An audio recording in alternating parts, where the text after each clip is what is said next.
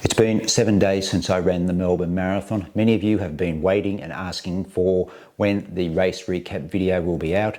My apologies. For the past week, I haven't had access to decent internet, and only now that I'm back home am I able to upload this video of my Melbourne Marathon race recap to the channel. Hi guys, welcome back to the channel. As you can see, down here on the farm. It's been a couple of days since the Melbourne Marathon. I'm going to sit down in a little while and I'll go through my full race recap from that sub-3 hour marathon. Yes, I'm not going to keep you all in suspense. Ran sub-3 at the Melbourne Marathon. Go, husband! Yeah, I know.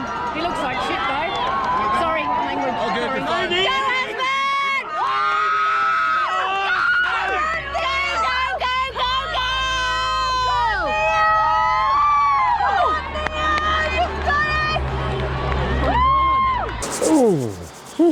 Oh man, it is so chilly here. Wind is howling. Not sure if you can hear it blowing through the shed here, but it is cold. Spending a couple of days down here at the farm after the Melbourne Marathon, guys. I did it, sub-3 hour marathon, 2:57.41.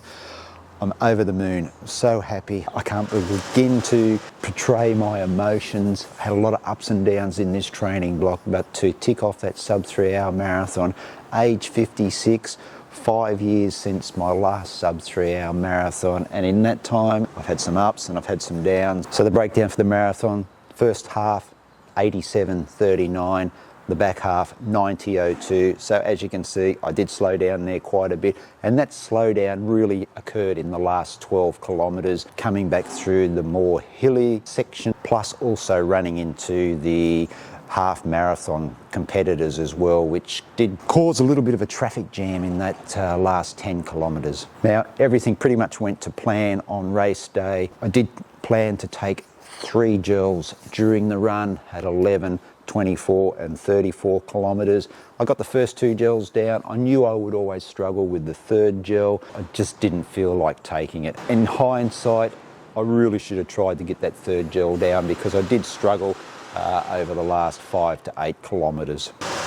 And what has been, it is howling, guys, can you hear that? I really want to thank everybody out there on course who yelled out, really did give me a lift at some low patches out there on the course, and also on my Strava, from the kudos and the comments. More than 100 comments on my Melbourne Marathon, and also, you know, some comments on my YouTube videos congratulating me on running the sub-3 hours. It was really touching, some of those messages there on Strava, that, you know, you're inspired by what I'm doing, whether it's my age or whether I'm just my dedication to my running, or just this running journey. And you know, if I can encourage just one person to go out there and chase their running goals, or chase any type of goals, then that really does warm my heart, guys. And I really do appreciate everyone who has been on this journey with me now for the past 3 years, who continues to support me. I really do appreciate it. Thanks very much. Melbourne Marathon, my second sub-3 here now at the Melbourne Marathon. Last sub-3 was the last sub-3 that I ran 5 years ago, 2017. I'm really happy to be back running as well as I am. This video, I will break down the race in 10 kilometre sections in a little while, guys. But first, I really just want to say that while there was an overwhelming joy for me to achieve my goals there at the Melbourne Marathon, my thoughts do go out to those people who didn't reach the finish line, that did require medical attention out there on course. While I didn't see anyone that was in that sort of distress, I did hear stories from other runners who did see people that were in quite a bad way. Hopefully they're all recovering and doing well, but my thoughts do go out to them. Let's dive into the Melbourne Marathon, and it was an early start, thanks to daylight savings kicking in the night before, so we had to put our clocks forward 1 hour. For me, I was up at a little bit before 5 o'clock, 2 hours before the race start, just so I could have something to eat. A couple of pieces of toast with peanut butter and banana. Also took on some electrolytes and some water, just sipping on that for the next hour or so before we left the room and headed down towards the start.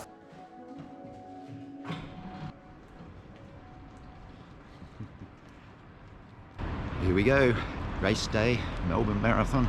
It's a chilly 8, 9 degrees. We're heading down to the start, the MCG. Today's the day. Put it all out there and we'll see what comes back at the end. I don't like the sound of that. What might come back? Well, hopefully I've got a smile on my face. Okay.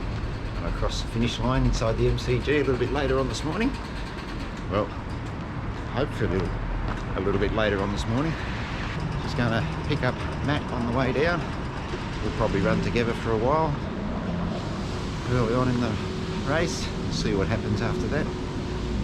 But nothing's changed from my pre-race plan, guys. I'm going to stick with the 3-hour pacer and see what happens from there.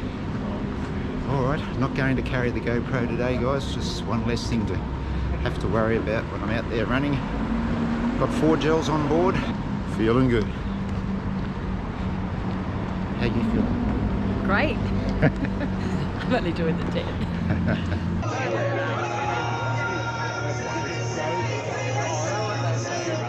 So at the beginning of the race, everything went to plan.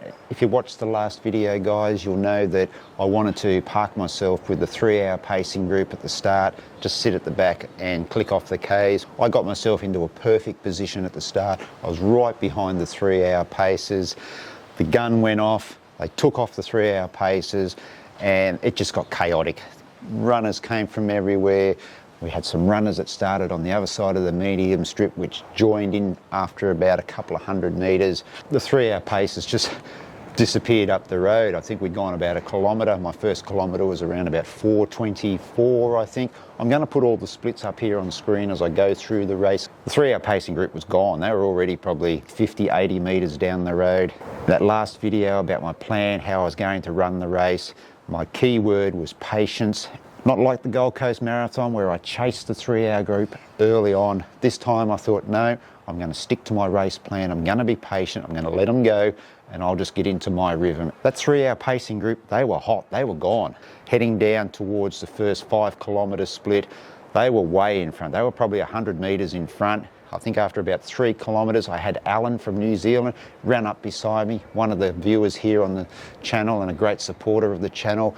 He came up and introduced himself to me. The 3-hour pacing group was gone, like they were way down the road. I made sure that I was just being patient, had a little bit of a chat to Alan. I hit 5 kilometres at about 20 minutes 50. The 3-hour group was well in front of me, already 25 seconds ahead of pace. I was feeling pretty good. We're just starting to come into Albert Park. We're getting close to another drink stop at about 6 kilometres, and one of my other pre-race plans was to make sure that I was in good position for all the drink stops. Well, I missed a drink stop at 6K. It was just manic. It was just chock-a-block full of runners in behind that 3-hour pace group. Rather than try and push my way in and risk having a fall or making someone else fall, I just had to go past that drink stop and continue on. And about 7 or 8 kilometres, finally caught up to the 3-hour pacing group. I think they just dropped the pace a little bit and I was able to catch up to them. Oh, just duck out of that wind, it is chilly. All right, got to 10K, 41.50, 40 seconds ahead of 3-hour pace. Just an indication of how quickly the 3-hour pacing group did go out. By this stage, I'd made my way to about the middle of the pacing group. Got to about 12 or 13K coming out of Albert Park and just went through a real ordinary patch. And it was heading down towards St Kilda, but I think it was Sam who ran past me and yelled out, "You've got this, you've got this." And I've got to say that everyone who did shout out to me there on course, really did appreciate it. You really gave me a lift. Thanks very much for everyone who did shout out. The next drink stop at 17K, I missed it. Caught up in the middle of the 3-hour group. It was still massive. There's still runners everywhere around us at that stage, and I just wasn't able to get to the water tables. At that stage, I made the decision to move towards the front of the group, about 19K, and then started to move away from the group. Hit 20K, 83.07. By this stage, I'd moved ahead of the 3-hour pacing group, and at halfway, 87.39, and was just a little way in front of the pacing group. So it really did show how quickly that the 3-hour group did go out. to be 2 minutes and 20 seconds ahead of 3-hour pace at halfway. Yeah, they went out pretty hot. I was still feeling pretty good at this stage. Moved on, took another gel at about 24 k's, heading towards another drink stop as we continued down to the furthest end of the course and the last turnaround at about 26k, I think it was. This is where we ran into the fog, that mist, and it got actually quite cold. Coming back from that final turnaround, went through some periods where I had some good patches and some bad patches, but I was running with quite a few people. That did help a lot. Got to about 29k and I could just feel myself starting to struggle a little bit,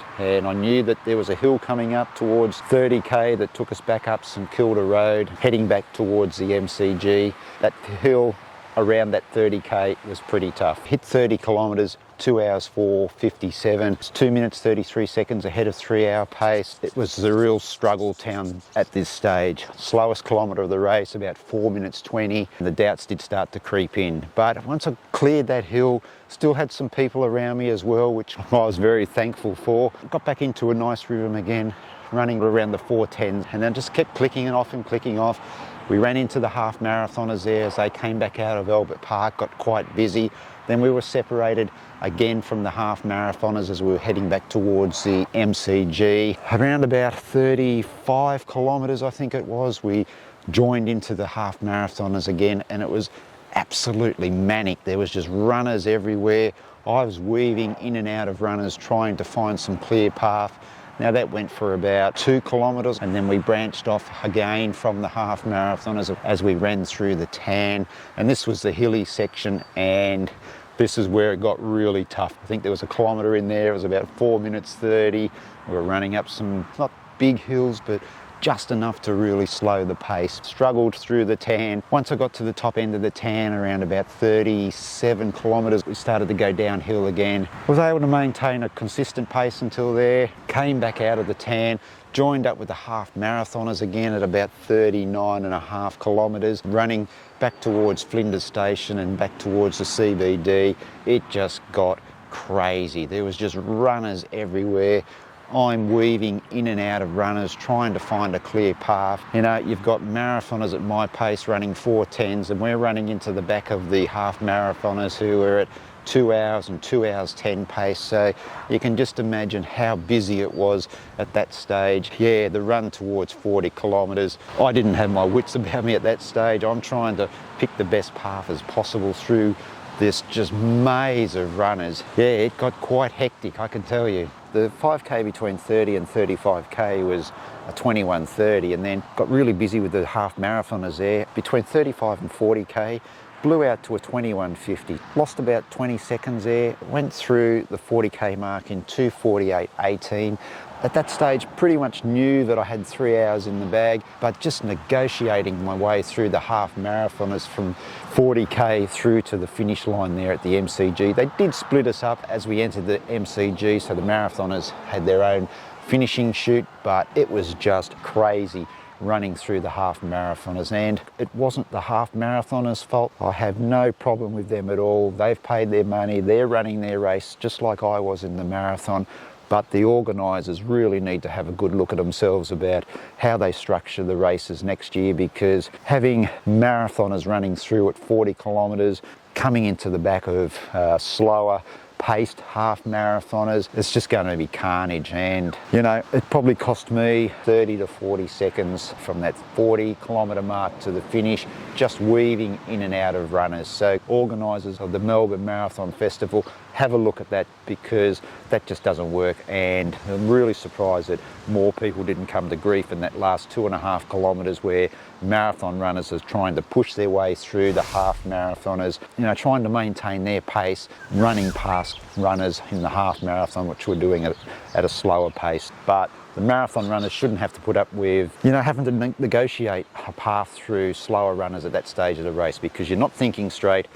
And as I said, really surprised that more people didn't come to grief. So for me, that last 2.2 kilometres to the finish, you want to enjoy it, but it was hard to enjoy it having to negotiate through all those runners. Coming down towards the MCG, running along Runton Avenue there, I knew I had 3 hours in the bag. I was starting to really, you know, get a little bit pumped up. Came into the MCG, and yeah, just into that finishing chute. And this was my third or fourth experience at the Melbourne Marathon Festival, and the crowd was just amazing. The stand was full near the finish line, and the noise was just incredible. Trish, who filmed me coming in, she was right down, almost probably within touching distance of me as I ran past her. She's yelling and screaming, and I couldn't even hear her at all. It was just amazing. It was a fantastic feeling. And when I ran into the MCG, I had a good look around. It's just massive, and to finish in that stadium was pretty special. And I got to say, I gave a few little fist pumps coming down the finish chute, because I think that it was just the realisation that, you know, all the work that I had done to get to that stage had paid off. After crossing the finish line, I took a moment. I was a little bit emotional. The past 5 years of all the ups and downs, it just all sort of came bubbling to the surface. Yeah, I probably stood in the finish chute area there for probably 15 minutes or so. It was a fantastic feeling. I've had a lot of comments, guys, about what's next for me now. This week, no running. My plan is to have 5 days off. I'll do a park run on the Saturday. The body is really beat up. I was cooked after finishing the marathon. I went down on my haunches for probably 3 or 4 minutes after the finish. I'd given it all on the day because I've had a few little hiccups along the way through this training block with COVID, a reaction to the COVID vaccine jab, and also been dealing with some plantar fasciitis issues as well in my left foot. And even pretty close to marathon day too, was starting to feel some angriness coming into my glute. Just completely downtime this week after the marathon. Obviously my next event now will be the Tarawera 100 kilometre trail event in February. The main thing is just want the body to recover, just to, you know, take a breath, take a step back, get myself back to close to 100% before I start ramping up the miles again to get ready for that 100 kilometre trail event at the Tarawera Ultra Trail in New Zealand in February. Alright guys, that's it for this video. Thanks again for all your messages of congratulations through Strava, here on YouTube as well. Really does mean a lot to me, and like I said, if I'm inspiring just one person to get out there and chase their goals or chase their running dreams, then that really does mean a lot to me. If you did run the Melbourne Marathon or any event at the Melbourne Marathon, make sure you let me know in the comments how you got on. I'd be really interested to know how you found the day and whether you had any issues with that traffic jam of running into other runners from other events. Until next time guys, stay safe, be healthy, and I'll see you in the next video.